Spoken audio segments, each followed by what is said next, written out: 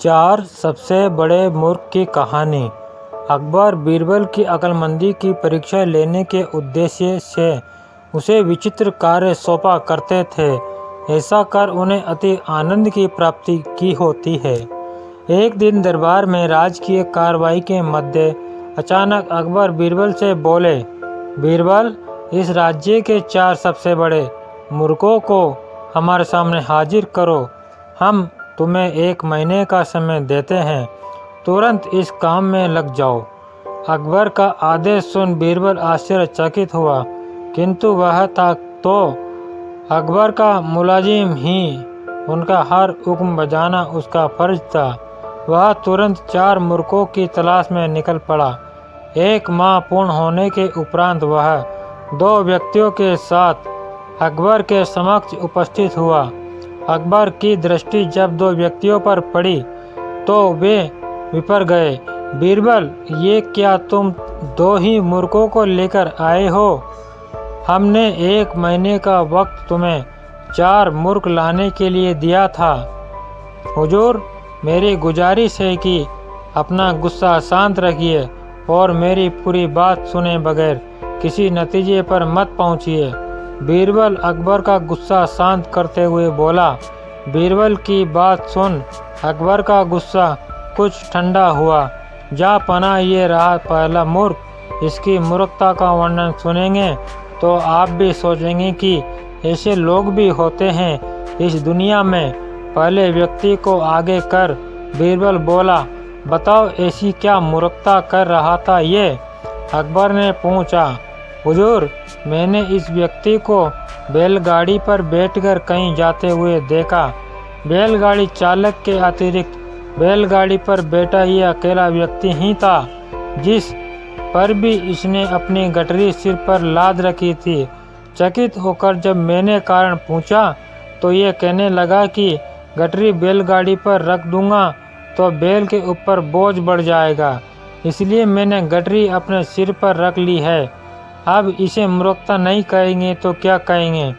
पहले व्यक्ति की मूर्खता का किस्सा सुनकर अकबर के चेहरे पर मुस्कुराहट तैर गई। फिर बीरबल ने दूसरे व्यक्ति को आगे किया और बोला, जा पना, ये आदमी तो इससे भी बड़ा मूर्ख है। एक दिन मैंने देखा कि ये अपने घर की छत पर भैंस लेकर जा रहा है। मुझे आश्चर्य हुआ तो मैंने पूछ लिया, लेकिन फिर इसका जवाब सुनकर मैंने तो अपना सिर ही पीट लिया। इसने बताया कि इसके घर की छत पर घास उग आई है, इसलिए यह भैंस को छत पर ले जाता है ताकि वह वहां घास खा सके। घास काटकर ये भैंस को लाकर खिला सकता है, लेकिन यह मूर्ख भैंस को ही छत पर ले जाता है। ऐसा मूर्ख कहीं देखा है आपने? हम वाकई इन दोनों की कारस्तानी बेवकूफ़ाना है। अब बाकी के 2 मूर्खों को पेश करो। अकबर बोले, हुजूर, नज़र उठाकर देखिए, तीसरा मूर्ख आपके सामने खड़ा है। बीरबल बोला, कहाँ बीरबल? हमें तो यहाँ कोई तीसरा व्यक्ति दिखाई नहीं पड़ रहा है। अकबर इधर उधर देखते हुए बोले, तीसरा मूर्ख मैं हूँ हुजूर। बीरबल सिर झुकाकर बोला, अब देखिए मुझे पर कितने महत्वपूर्ण कार्यों की जिम्मेदारी है, लेकिन सब कुछ एक तरफ हटाकर मैं 1 महीने से मूर्खों को खोज रहा हूँ। यह मूर्खता नहीं तो क्या है?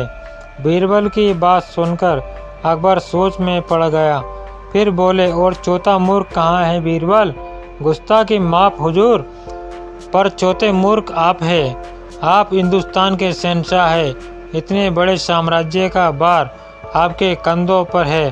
प्रजा के हित के जाने कितने कार्य आपको करवाने हैं, लेकिन उन सबको दरकिनार कर आप 1 महीने से मुझसे 4 मूर्खों की तलाश करवा रहे हैं, तो चौथे मूर्ख आप हुए ना? कहते हुए बीरबल ने अपने कान पकड़ लिए। बीरबल का जवाब सुनकर अकबर को अपनी गलती का एहसास हो गया कि बेफिजूल में उन्होंने अपना और बीरबल का काफ़ी वक्त बर्बाद कर लिया है। धन्यवाद दोस्तों। आपको कहानी कैसी लगी कमेंट में ज़रूर बताएं और चैनल को सब्सक्राइब ज़रूर करें।